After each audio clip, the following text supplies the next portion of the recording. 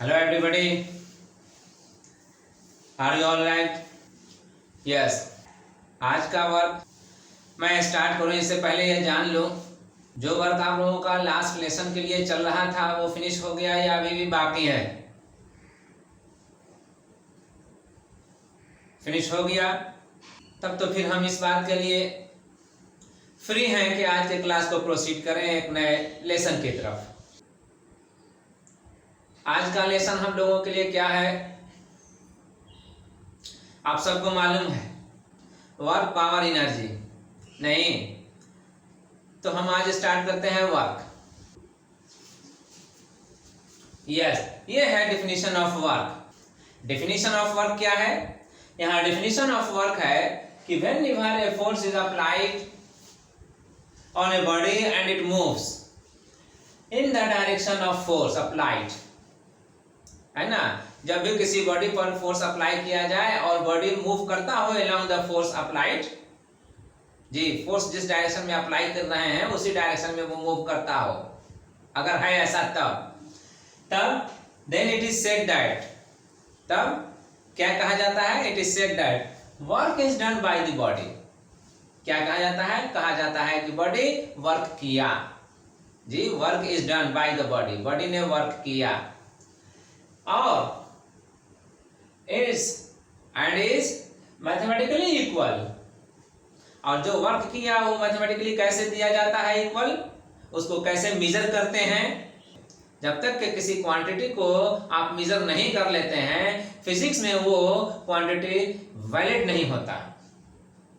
Yes, तो इसीलिए जब तक यहाँ पर वर्क जो हुआ है उसको हम मेजर कर नहीं लें तब तक ये वर्क भी कंप्लीट नहीं माना जाएगा, वर्क का डेफिनेशन भी कंप्लीट नहीं माना जाएगा। तो फिर वर्क को मेजर करने के लिए हमारे पास कोई टूल होना चाहिए ना, मैथमेटिकल फॉर्मूला होना चाहिए। यस, मैथमेटिकल फॉर्मूला ही यहाँ पर ये है, क्या? Mathematically equal and is mathematically equal to the product of the force and the displacement. जी यस, अब यहाँ पर उस वर्क को जो हुआ है मैथमेटिकली कैसे डिफाइन कर देंगे, कैसे हम उसे मेजर करेंगे? तो जो फोर्स अप्लाई किए और जो डिस्प्लेसमेंट हुआ उन दोनों को मल्टीप्लाई कर दीजिए, जो प्रोडक्ट आएगा वही कहा जाएगा कि वर्क उतना ही बॉडी ने किया, बॉडी ने उतना ही वर्क किया। तो इससे आप मेजर कर लेंगे कि वर्क कितना हुआ। ठीक है, यस, तो इसीलिए यहाँ पर हो गया that is work equal to force into displacement. ये मैथमेटिकल फॉर्मूला हो गया। फोर्स को आप F से लिखिए, डिस्प्लेसमेंट को आप D से लिखिए।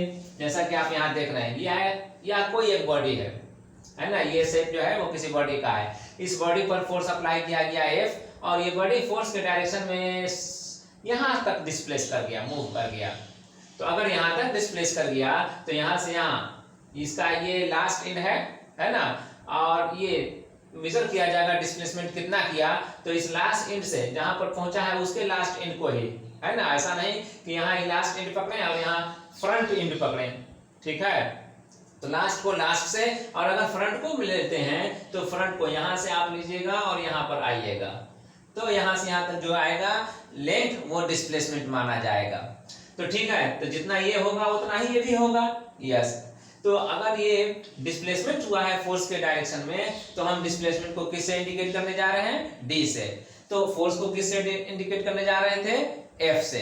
तो अब फोर्स और डिस्प्लेसमेंट दोनों का प्रोडक्ट क्या होगा?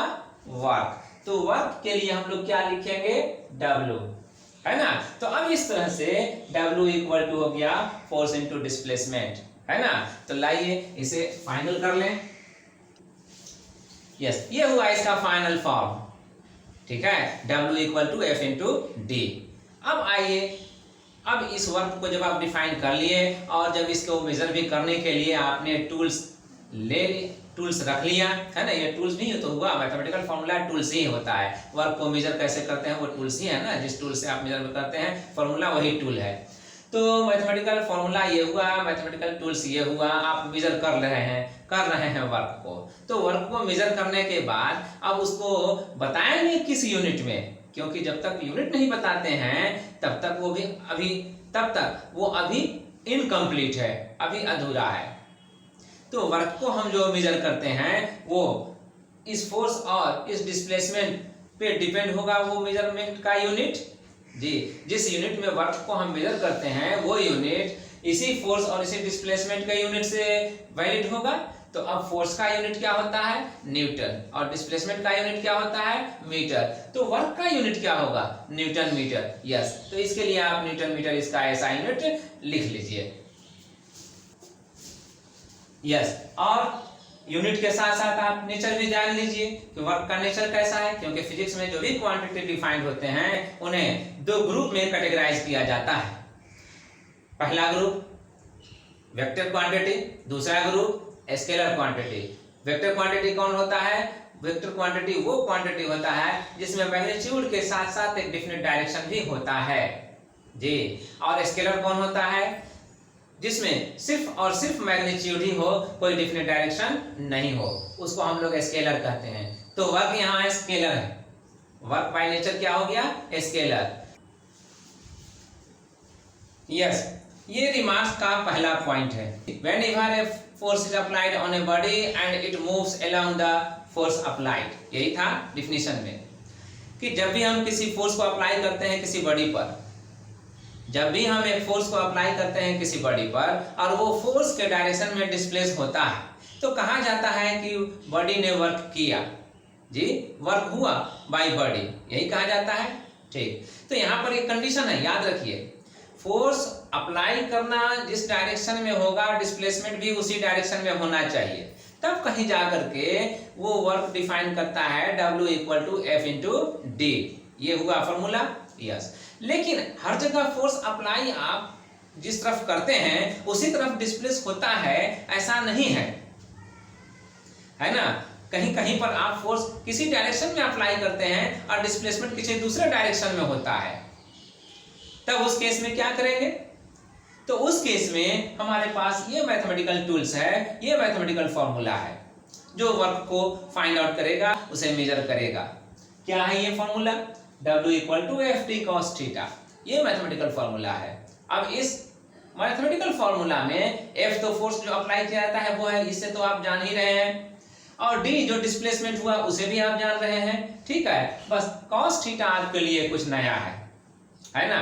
यस, cos θ कुछ नया है। cos θ को समझने के लिए हम यहाँ पर एक अलग से डायग्राम बना करके कुछ आपको एडिशनल नॉलेज देंगे। तो अब हमें यह समझना है कि किस जगह किस सिचुएशन में ये फोर्स और डिस्प्लेसमेंट अलग अलग डायरेक्शन में होते हैं, डिफरेंट डायरेक्शन में होते हैं। लीजिए, ये एक ऐसा सिचुएशन मैंने दिखलाने की कोशिश की है जो आप रियलाइज कर सकते हैं। जिस डायरेक्शन में बॉडी पर फोर्स अप्लाई किया जा रहा है वो ये है, और जिस डायरेक्शन में बॉडी मूव कर रहा है या कर सकता है वो ये है ना। इस पाथ को टेकअप करते हुए वो बॉडी यहाँ से मूव करके यहाँ पर पहुंचा, डिस्प्लेसमेंट हो गया D। लेकिन इसी डायरेक्शन में फोर्स अप्लाई हुआ था, नहीं, फोर्स इस डायरेक्शन में, जिस डायरेक्शन में मूव किया उस डायरेक्शन में नहीं हुआ था, फोर्स इस डायरेक्शन में अप्लाई हुआ। तो अब ये इस डायरेक्शन के साथ जिस एंगल पर है वो एंगल कहाँ पर है, तो वो एंगल आप यहाँ कह सकते हैं वो एंगल ये है ना। यस, यही एंगल थीटा है। ठीक है, वही एंगल थीटा है। अब उस एंगल का वैल्यू cos थीटा में लेना है। एंगल का वैल्यू कुछ भी हो सकता है, 0 degree, 10 degree, 20 degree, 30 degree, 90 degree, जी, ऐसा कुछ भी हो सकता है। ठीक है, तो उसके हिसाब से कोसाइन वैल्यू क्या होगा उस पर डिपेंड करेगा। तो हर वैल्यू को हम लोग याद नहीं रखते, है ना। कुछ स्पेसिफिक वैल्यूज जो cos के होंगे एंगल के लिए वो मैं यहाँ पर लिख दे रहा हूँ। यस, ये रहा कुछ special values of cos theta for different values of theta, और इन 6 डिफरेंट वैल्यूज ऑफ थीटा, जी, cos थीटा क्या क्या वैल्यू हो सकता है इसको भी मेंशन कर दिया है। जैसे अगर थीटा 0 डिग्री रहा तो cos 0 डिग्री के लिए वैल्यू कितना होगा 1, ये मेंशन किया। थीटा अगर 30 डिग्री रहा तो cos 30 डिग्री के लिए वैल्यू क्या होगा √3/2। थीटा अगर 45 डिग्री रहा तो cos 45 डिग्री के लिए कितना रहेगा 1/√2। थीटा अगर 60 डिग्री रहा तो फिर cos 60 डिग्री के लिए क्या होगा 1/2, और थीटा अगर 90 डिग्री रहा तो cos 90 डिग्री के लिए क्या होगा 0, और थीटा अगर 180 डिग्री रहा तो cos 180 डिग्री वैल्यू क्या हो रहा है, -1। तब इन वैल्यूज को आपको याद रखना होगा, ठीक है। अब हम ये कुछ केसेस बताएंगे जहां पर हमें ये समझ में आता हो कि थीटा वहां पर 0 डिग्री एंगल पर है जी, थीटा वहां पर 0 डिग्री एंगल के बराबर है, थीटा वहां कहीं पर 30 डिग्री एंगल के बराबर हो सकता है, 45 डिग्री के एंगल के बराबर हो सकता है, 60 डिग्री एंगल के बराबर हो सकता है, या 90 डिग्री के एंगल के बराबर हो सकता है, यहां तक कि 180 डिग्री के एंगल के बराबर भी हो सकता है। अगर आप किसी ऑब्जेक्ट को पुश करें, जैसे ये ऑब्जेक्ट हमारे पास है इस तरह से, तो अगर मैंने इसको पुश किया इस तरह जी, तो फोर्स मैंने अप्लाई किया, यस। तो अगर ये आगे की तरफ बढ़ता है मेरे पुश करने से, तो जिस डायरेक्शन में पुशिंग फोर्स अप्लाई किया उसी डायरेक्शन में इसमें डिस्प्लेसमेंट आया, यस। तो ये हुआ यहाँ पर फोर्स और डिस्प्लेसमेंट दोनों सेम डायरेक्शन में। तो अब उस केस में जैसे एक सिचुएशन यहाँ पर मैंने दिखला दिया, अभी मैंने जिस ऑब्जेक्ट को पुश करके दिखाया आपको, है ना, इस तरह से, तो इस पे पुशिंग फोर्स जो हुआ और डिस्प्लेसमेंट जो हुआ दोनों एक ही डायरेक्शन में हुआ। तो ये पुशिंग फोर्स है और ये जो आ रहा है ये डिस्प्लेसमेंट है, तो दोनों एक ही डायरेक्शन में हो रहा है, इसलिए यहाँ पर थीटा 0 डिग्री। अब 0 डिग्री अगर हो रहा है तो आप देख लीजिए cos 0 डिग्री का वैल्यू यहाँ क्या हो रहा है, 1। तो 1 अब रखेंगे इस फॉर्मूले में, तो वर्क डन कितना हो जाएगा, है ना, वर्क हो जाएगा इतना F × D, जो कि मैक्सिमम वर्क होता है ना। फॉर्मूला में मैंने क्या लिखवाया था, W = F × D, यही लिखवाया था ना, यस। तो F × D ये मैक्सिमम वर्क है, और ये कहा जाता है कि work is done by the body, work is done by the body, और यहां तक कि फोर्स भी जी, work is done by the force या work is done by the body, ये कहा जाता है, ये पॉजिटिव वर्क होता है हमेशा। अब हमें ये दिखलाना है कि ऐसा कौन सा सिचुएशन होगा जहां पर फोर्स के डायरेक्शन में डिस्प्लेसमेंट नहीं होगा, है ना, जहां पर फोर्स कुछ डायरेक्शन में हो और डिस्प्लेसमेंट किसी और डायरेक्शन में हो। जैसे आप देख लीजिए, इसी पर हम इस पे ऐसे ही से रख रहे हैं, है ना। तो अगर हम इसे ऐसे रख रहे हैं तो इस पे हम फोर्स अप्लाई कर रहे हैं इस तरह से ऑब्लिकली, और इसे पुल करें जो आपकी तरफ है, यस। जो ये डायरेक्शन हम दिखला रहे हैं पुलिंग का, वैसा ही केस यहाँ पर आप रियलाइज कीजिए, जो ये फोर्स दिखला रहे हैं वो ऐसा ही केस को, सिचुएशन को रियलाइज करा रहा है ना, यस। तो उस केस में जो वर्क डन होगा वो FD cos थीटा से दिया जाएगा, ठीक है। और उसमें थीटा का वैल्यू अगर कुछ भी हो सकता है तो उसी कुछ भी में से कोई एक वैल्यू ये हुआ तो फिर उससे आप cos थीटा का वैल्यू चूज कर लीजिए और यहाँ पर पुट अप कर दीजिए, और तब FD को मल्टीप्लाई जब कीजिएगा उस वैल्यू से तो वर्क डन निकल जाएगा, ठीक है ना। मैं यहाँ पर नहीं कर रहा हूँ इसी कुछ में से कि क्या हो सकता है, आपकी अपनी मर्जी, आपके चॉइस पर छोड़ दे रहा हूँ। अगर फोर्स और डिस्प्लेसमेंट 90 डिग्री पर हुआ, जैसे यहां पर देख लीजिए, फोर्स अगर इस डायरेक्शन में हो और डिस्प्लेसमेंट इस डायरेक्शन में हो जी, डिस्प्लेसमेंट इस डायरेक्शन में हो और फोर्स इस डायरेक्शन में हो, तब कितना एंगल बन रहा है, 90 का। यहां पर मान लीजिए 90, ठीक है, थीटा यहां पर 90 है। तो उस केस में वर्क डन कितना होगा, है ना, वर्क डन कितना होगा। तो वर्क डन निकालने के लिए cos 90 डिग्री का वैल्यू आप यहां से चूज कीजिए। cos 90 का वैल्यू कितना आ रहा है, ये 0। तो जब 0 यहां पर पुट अप करेंगे तो यहां पर ये उसका वैल्यू आएगा, तो उस केस में कितना होगा, वर्क डन 0। अगर फोर्स डिस्प्लेसमेंट के साथ 90 डिग्री पर अप्लाई किया जा रहा हो और बॉडी डिस्प्लेस भी हो रहा हो, तब भी उसमें वर्क डन नहीं होगा, ये बता रहा है वर्क डन 0। ऐसा सिचुएशन कहां होता है, जहां पर हम फोर्स तो अप्लाई कर रहे हो लेकिन डिस्प्लेसमेंट उसके परपेंडिकुलर हो रहा हो, यानी कि 90 डिग्री पर हो रहा हो। तो ऐसा सिचुएशन हो सकता है जी। ऐसा सिचुएशन कब होगा, जब इसी ऑब्जेक्ट को मान लीजिए आप ऐसे पकड़ होल्ड किए हुए ऐसे, तो ऐसे होल्ड करके जब आप इसको यूं लिए जा रहे हैं तो इसका डिस्प्लेसमेंट जो हो रहा है किधर हो रहा है, हॉरिजॉन्टल डायरेक्शन में, लेकिन फोर्स जो आप अप्लाई किए हुए हैं तो इसको ऊपर की तरफ ना, नहीं तो फोर्स अगर ऊपर की तरफ अप्लाई नहीं करेंगे तो ये तो नीचे आ जाएगा, यस, नीचे आ जाना है ग्रेविटी की वजह से, नीचे आ जाएगा। तो इसको यहाँ पर यूं ही होल्ड किए रहने के लिए फोर्स जो इस पर अप्लाई हुआ है वो क्या हो रहा है, परपेंडिकुलर डायरेक्शन में, किससे के, डिस्प्लेसमेंट के, है ना, इस तरह से डिस्प्लेसमेंट के परपेंडिकुलर डायरेक्शन में फोर्स अप्लाई हो रहा है। दूसरा एग्जांपल ये भी हो सकता है कि अगर किसी आप लोड को, किसी लगेज को आप हेड पर रख करके और चल रहे हो इस तरह से, तो आप चल रहे हैं इस तरह से, लेकिन जो हेड पर रखे हुए हैं उसको हेड जो अप्लाई कर रहा है फोर्स उसको नीचे आने से रोकने के लिए वो किस डायरेक्शन में अप्लाई कर रहा है, अपवर्ड डायरेक्शन में। यस, तो अपवर्ड डायरेक्शन में फोर्स अप्लाई करता है, तो फोर्स यहाँ पर अपवर्ड डायरेक्शन हो रहा है और हम या आप चल रहे हैं तो ग्राउंड के अलाउंग चल रहे हैं। तो ग्राउंड के अलाउंग चलेंगे तो डिस्प्लेसमेंट किस एंगल पे होगा, 90 डिग्री पर। तो इस केस में भी यहाँ पर वर्क डन क्या हो जाएगा, 0। चलिए 0 डिग्री और 90 डिग्री पर सिचुएशंस कहाँ मिलते हैं ये हमने देख लिया। अब हम ये देखें कि 180 डिग्री का सिचुएशन हमें प्रैक्टिकल लाइफ में कहाँ मिलता है। तो वैसे सिचुएशन के लिए आप मान लीजिए कि आप साइकिलिंग कर रहे हैं फ्रॉम, आपके लिए leftward to rightward, है ना, आपके लिए leftward to rightward, जैसा कि मैंने यहाँ पर दिखलाया है। और फोर्स जो अप्लाई करेगा आपका कोई फ्रेंड आपको स्टॉप करने के लिए, तो इस डायरेक्शन में, है ना, from right to leftward, है ना, इस डायरेक्शन में। तब कहीं जाकर के ये जाते जाते आगे कहीं पर स्टॉप हो सकता है, जैसे कि यहाँ पर मैंने दिखलाया कि यहाँ से यहाँ तक मूव करते करते यहाँ पर आके स्टॉप हो गया, ठीक है। लेकिन डिस्प्लेसमेंट कितना हुआ इसमें जी, डिस्प्लेसमेंट कितना हुआ, तो डी, है ना, डिस्प्लेसमेंट डी हुआ, तो डी डिस्प्लेसमेंट हुआ और फोर्स एफ हुआ। लेकिन दोनों के बीच का एंगल कितना बना, ये निकालने के लिए, समझने के लिए हमने यहाँ पर एक हेल्प लिया है। डिस्प्लेसमेंट के लिए हमने ये एरो दे दिया और फोर्स अप्लाइड के लिए ये एरो दे दिया, है ना। यहाँ पर फोर्स यही ना है और डिस्प्लेसमेंट इधर हो रहा है। तो अब इस लाइन को डॉटेड लाइन के जरिए हम यहाँ पर दिखलाने की कोशिश कर रहे हैं जी। यहाँ पर एरो दे लीजिए।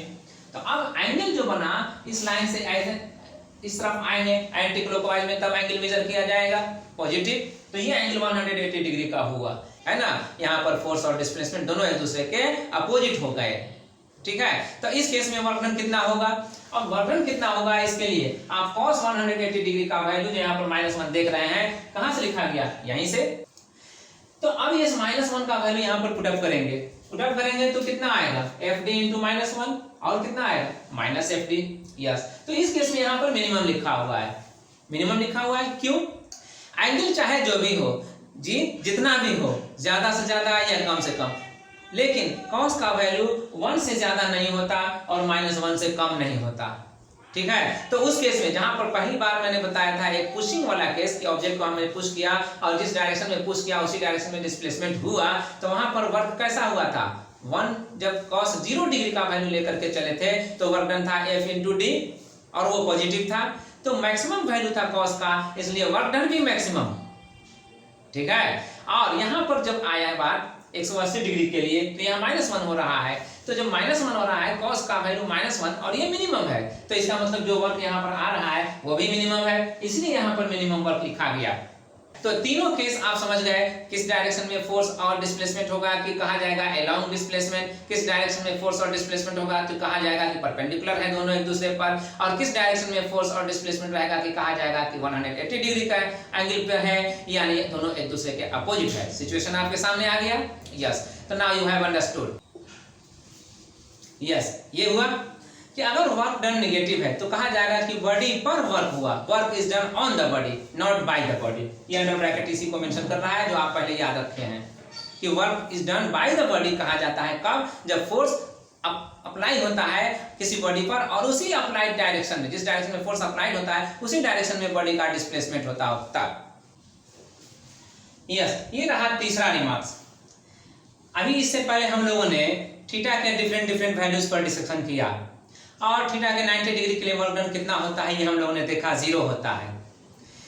0 वर्क डन और भी हो सकता है अगर सिचुएशन 90 डिग्री पर ना हो तब भी।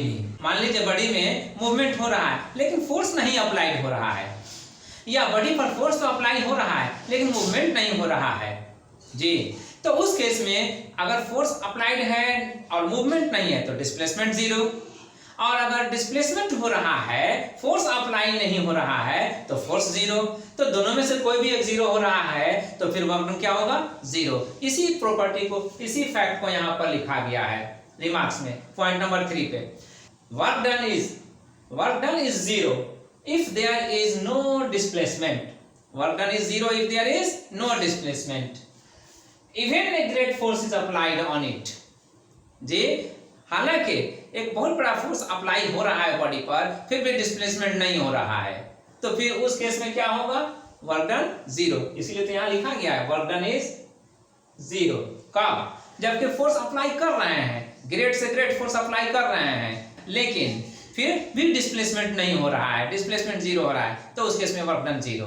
तो फिर इसका रिवर्स भी सही है, और इसीलिए यहाँ पर लिखा हुआ है वाइस वर्सा। इसका रिवर्स भी सही है कि अगर डिस्प्लेसमेंट हो रहा है और विदाउट अप्लाइंग फोर्स, आप उसमें कोई फोर्स अप्लाई नहीं कर रहे हैं, फिर भी डिस्प्लेसमेंट हो रहा है, तो फिर उस केस में क्या कहा जाएगा? तो फोर्स इज 0, और फोर्स इज 0 तो फिर वर्क डन इज 0। यस, ये क्लियर हो गया है ना। यहाँ पर अगर d 0 है और W को निकाला जा रहा है, तो F into D cos theta पर अप्लाई करेंगे, d का वैल्यू 0 पुट करके जी, तो 0 पुट करके निकालेंगे, तो फिर ये वैल्यू आ रहा है 0, और जब 0 आ रहा है तो यही इसका स्टेटमेंट था। इसका वाइस वर्सा भी, इसका वाइस वर्सा यहाँ पर लिखा हुआ है ना, इसका अपोजिट, इसका रिवर्स केस भी ट्रू होगा। अगर डिस्प्लेसमेंट हो रहा हो कहीं पर और फोर्स नहीं अप्लाई किया जा रहा हो, तब भी वर्क डन 0। सवाल ये है कि ऐसा सिचुएशन कहाँ होगा, ऐसा सिचुएशन कहाँ होगा? तो ऐसे सिचुएशन के लिए आप एज्यूम कर लीजिए, मान लीजिए आपने फोर्स अप्लाई किया इस बॉडी पर और इस डायरेक्शन में, तो क्या ये शिफ्ट किया? नहीं, ये शिफ्ट नहीं किया, इसमें डिस्प्लेसमेंट नहीं हुआ। जितना भी चाहे आप फोर्स अप्लाई कर लीजिए, लेकिन ये शिफ्ट नहीं हो रहा है, डिस्प्लेसमेंट नहीं हो रहा है इसमें, तो फिर वर्क डन 0 होगा।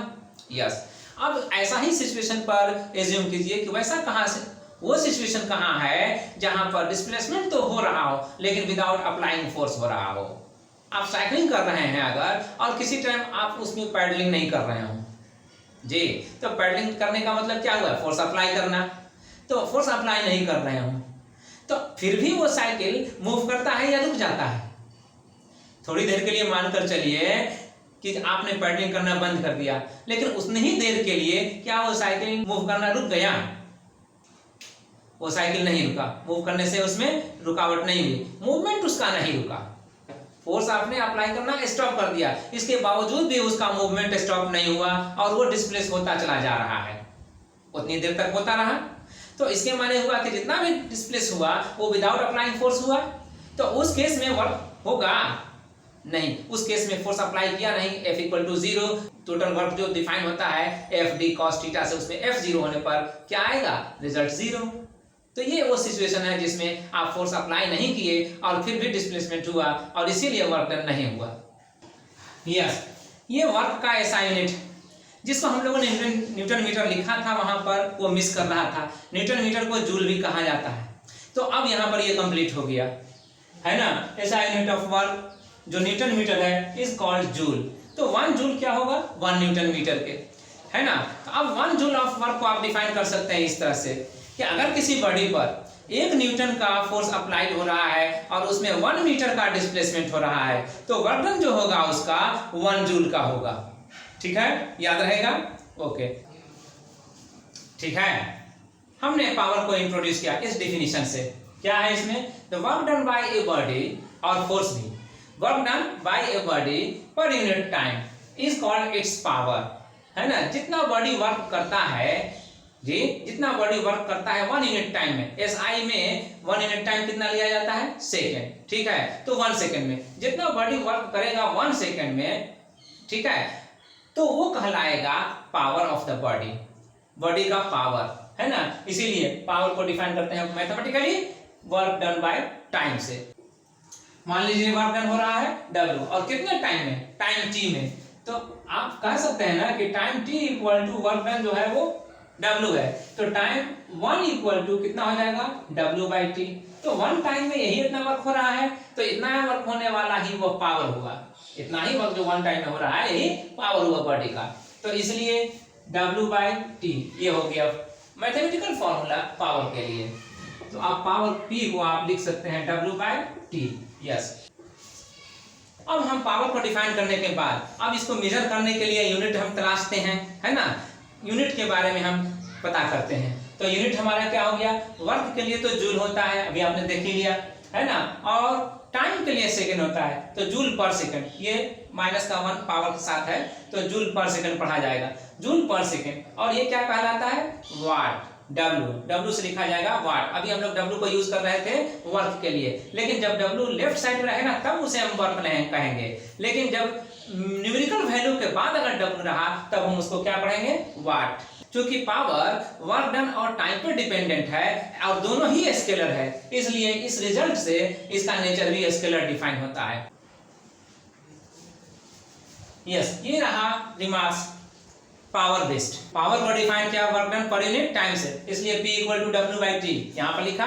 और वर्क को डिफाइन किया था फोर्स और डिस्प्लेसमेंट के प्रोडक्ट से, है ना, तो W equal to F into D लिखा। अब अगर हम यहाँ पर वर्क को रिप्लेस कर दें F इंटू डी से, तो F इंटू डी लाने पे फोर्स तो यहाँ पर कांस्टेंट है, जिस फोर्स को अप्लाई किया जा रहा है वो फोर्स कांस्टेंट है, लेकिन डिस्प्लेसमेंट हो रहा है, क्या वो भी कांस्टेंट है? नहीं, डिस्प्लेसमेंट तो वेरी कर रहा है, बॉडी कहीं से कहीं पर चला जा रहा है, तो डिस्प्लेसमेंट वेरी कर रहा है। तो इसलिए डिस्प्लेसमेंट बाय टाइम यहाँ जो लिया अंडर ब्रैकेट d/t, तो ये हमें एक नए क्वांटिटी को बता रहा है। डिस्प्लेसमेंट पर यूनिट टाइम को याद दिला रहा है हमें। तो डिस्प्लेसमेंट पर यूनिट टाइम क्या कहलाता है? वेलोसिटी। तो हमने यहाँ पर d/t को रिप्लेस कर दिया, किससे? v से। तो अब क्या हो गया? F into V. तो ये F इंटू वी किसका डेफिनेशन हो गया, किसका फॉर्मूला हो गया? P का, पावर का। तो पावर को हम इससे भी डिफाइन कर सकते हैं, किस तरह? यहाँ दस power is the product of force and velocity, इस तरह से, ठीक है। तो ये याद रखिएगा, अगर कहीं पर आपने वो डिफिनेशन लिखा और कहीं पर कोई ये डिफिनेशन लिखा तो दोनों को इक्वल मार्क्स मिलेंगे, ठीक है, नो प्रॉब्लम। यहाँ पर some more units of power यहाँ पर दे रहे हैं, सम मोर यूनिट्स। हमने पावर को यूनिट तो दिया था डिफिनेशन के बाद, क्या था वो? वाट था ना। तो अब यहाँ पर कुछ और यूनिट है, यहाँ पर इंक्रीज किया हुआ, क्या है? अगर 1000 वाट हो जाए तो उसको हम लोग 1 किलोवाट कहेंगे, ये 1 किलोवाट है, इसको आप लिख लीजिए किलोवाट, 1 किलोवाट। तो ये पहला पॉइंट हो गया। और दूसरा आपके पास है 746 watt equal to 1 HP, 1 horse power. पहले हॉर्स पावर पहले यूनिट था पावर का, वही चलता था, आज भी उसको हम लोग कहीं कहीं पर इलेक्ट्रिकल अप्लायंस में देखते हैं, वो प्रिंटेड रहता है। जैसे इलेक्ट्रिक मोटर पर तो आप खासकर देखेंगे HP अभी भी रहता है। तो जो 746 वाट होगा वो 1 HP के बराबर होगा, 1 हॉर्स पावर के बराबर होगा, ठीक है। तो अब इसके साथ ये दोनों रिमार्केबल पॉइंट्स तो थे, जिसमें यहाँ पर पॉइंट नंबर 1 है, यहाँ पर पॉइंट नंबर 2 है। पॉइंट नंबर 2 में ही 2 पार्ट है ना। 1000 वाट को हम लोग 1 किलोवाट कहते हैं, ये जान गए। और दूसरे 746 वाट को हम लोग 1 हॉर्स पावर कहते हैं, ये जान गए, है ना। तो इसी दोनों रिमार्क्स के साथ ये आज का क्लास हम यहाँ पर ओवर करते हैं। अब आपका काम है कि जा करके इन पॉइंट्स को जो आज एक्सप्लेन हुए उसको रिवाइज करना, ठीक है। अगले क्लास में हम लोग मिलते हैं। तो फिर मैं आपसे जानना चाहूंगा कि अगर आपने रिवाइज किया तो during revision have you faced any problem, have you faced any doubt जी, do you have the same doubt still? Yes, हम लोग अब इस पर डिस्कस करेंगे, ठीक है।